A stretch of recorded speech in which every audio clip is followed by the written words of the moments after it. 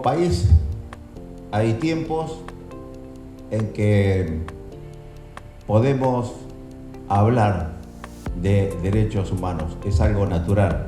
Como es natural también el derecho y el respeto a la vida. Y hay otros momentos como el actual, en donde el negacionismo cobra vida. Ese mismo negacionismo que en la década del 70 se cobró vidas. Es cierto que en el ámbito de nuestro país hemos tenido sucesivas matanzas, como las ocurridas en 1919, en la segunda semana de enero, cuando los obreros que trabajaban en los talleres Bacenas de Buenos Aires y ante las paupérrimas condiciones laborales se levantaron en huelga y fueron en aquel momento brutalmente reprimidos por el gobierno de entonces, que estaba a cargo de Hipólito Yrigoyen, que envió a una comitiva parapolicial que masacró prácticamente a todos los trabajadores en huelga. Hubo alrededor de 700 trabajadores desaparecidos, y no solamente trabajadores desaparecidos, sino que también hubo niños desaparecidos, en lo que se llamó y en lo que la historia conoce y reconoce como la Semana Trágica.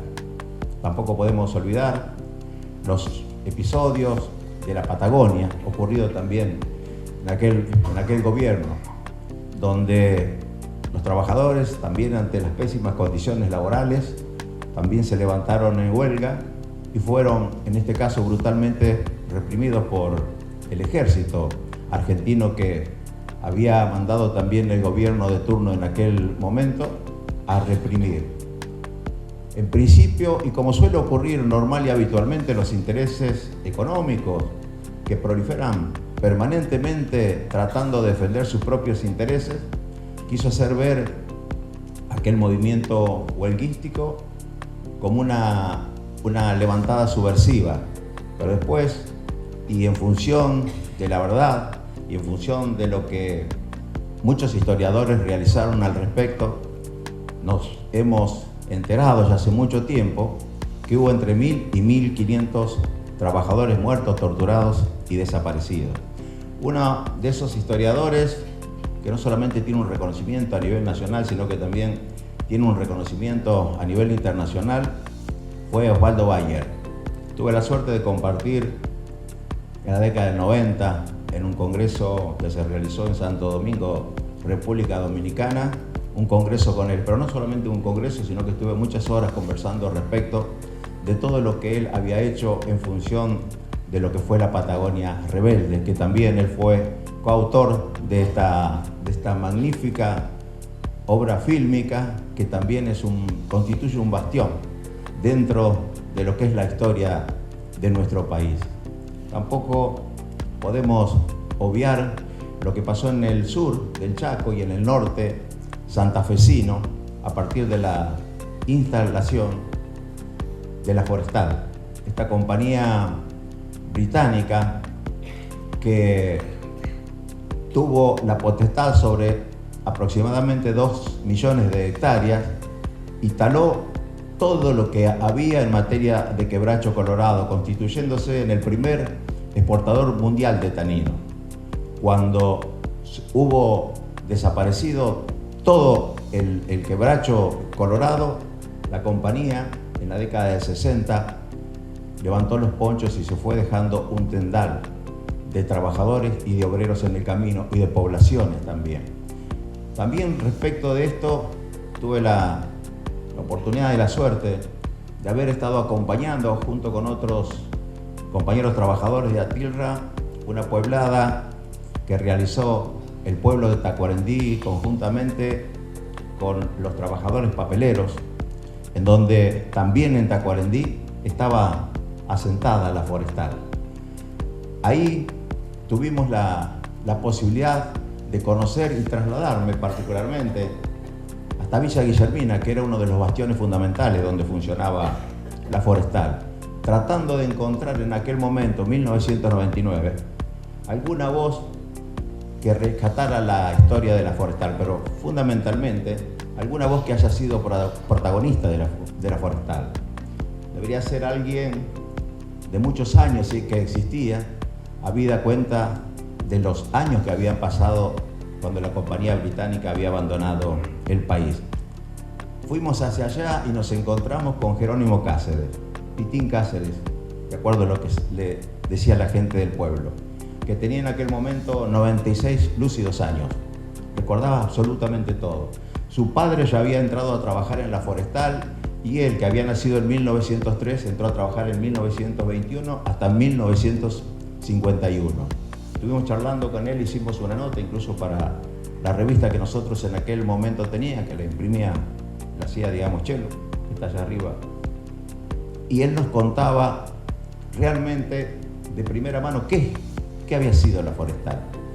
Contaba que, para que tengamos una idea, en alguno de los asentamientos de la forestal, la vida no duraba más de 35 años. El 80% de algunos de los asentamientos de la forestal, los que morían tenían menos de 35 años. Él nos decía que dentro del ámbito de la fábrica donde trabajaba eran 800 o 900 trabajadores, pero que dentro de los obrajes había aproximadamente 5.000 trabajadores que vivían en condiciones inhumanas, que inclusive no tenían vivienda. Muchos de ellos vivían con sus familias debajo de los árboles y hachaban desde que amanecía hasta que se hacía de noche, y tenían un franco por mes, un domingo por mes que le daban la posibilidad de que vayan al pueblo. Esto fue la forestal, que cuando los trabajadores se levantaron en huelga entre 1920 y 1921, también en el mismo marco gubernamental democrático donde ocurrió la Semana Trágica y donde ocurrió los hechos de la Patagonia Rebelde, también aquí el levantamiento obrero fue levantado por fuerzas parapoliciales que el gobierno de entonces, a cargo del doctor Enrique Mosca, había enviado para que efectivamente sofocaran estos levantamientos de los trabajadores. También hubo una cantidad enorme de trabajadores desaparecidos. La forestal dejó en nuestro país, como suele ocurrir normal y habitualmente, dos inconvenientes que fueron insalvables. Por un lado, la matanza de los trabajadores a través del terror, y por otro lado, un problema que venimos viviendo en nuestro país ya hace mucho tiempo, y no solamente en nuestro país, sino en Latinoamérica, que es un desastre ecológico. Porque esta compañía, cuando dejó sin ningún quebracho, y ahora cuando ustedes pueden ir por aquella zona van a ver que no hay quebracho colorado, se marchó dejando todos estos inconvenientes y todos estos problemas. El golpe cívico-militar de 1976 provocó dos quebrantos que están directamente ligados entre sí. Por un lado, lo que decíamos anteriormente, el terror, la falta de conocimiento muchas veces de parte de la población respecto de lo que pasaba, y otra cuestión tiene que ver con el endeudamiento externo. Y como decía José Cherkassky, las cosas se cuentan solas, solo hay que saber mirar, o si no, en este caso, reflexionar y analizar.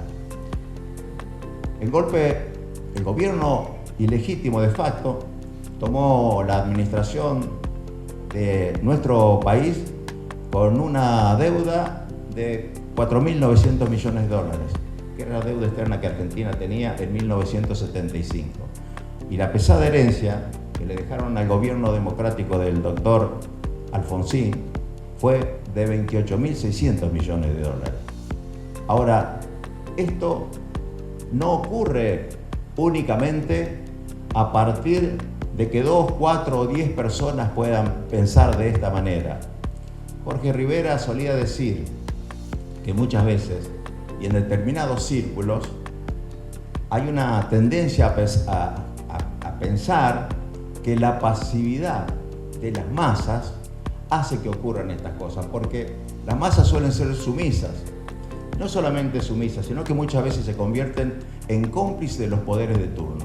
¿Y cómo puede ser que todavía haya gente que quiera o pretenda negarlo, aduciendo que hay una corresponsabilidad de parte de quienes se levantaron en aquel momento en contra de un gobierno dictatorial? Y si no, miremos hacia adentro. Veamos los compañeros que prestaban servicio en Sancor. Y digo Sancor porque no es casualidad que hace poquito también tuvimos militarizada la planta de Sancor. ¿Creen que vamos a tener miedo? Nosotros no tenemos miedo porque ya pasamos todos los miedos. Y eso ellos lo saben y saben que vamos a hacer todo lo que tengamos que actuar en función de los intereses que defendemos y de la responsabilidad que tenemos en función de la confianza que nos han depositado las compañeras y los compañeros. Fíjense que los trabajadores que fueron desaparecidos, uno de ellos fue desaparecido el 24 de marzo de 1976, el mismo día del golpe. Es decir, que muchas veces también las empresas son cómplices y no corresponsables, son directamente responsables de estas masacres que han ocurrido en el país. Los trabajadores que prestaban servicio en Sancor eran gente que iba de su casa al trabajo y del trabajo a la casa. Eran gente que quería un país mejor. Y los compañeros de Sunchales, con alguno de ellos, con el Archi Gastaldo, hice colegio juntos.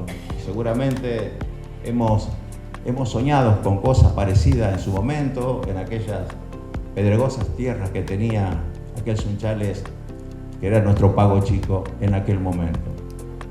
Fueron compañeros que soñaron con un país mejor, que soñaron un país para todas y para todos. Ese seguramente fue su pecado. Dicen que los corazones menguados no cosechan rosas en el huerto por temor a las espinas. Los virtuosos saben que es necesario exponerse a las mismas si es que se quieren recoger las flores mejor perfumadas. Estos compañeros, como los 30.000 desaparecidos, lo que quisieron hacer es recoger las flores mejor perfumadas para todas y para todos. Por eso depende de nosotros para que esto nunca más ocurra. Nunca más. Muchísimas gracias.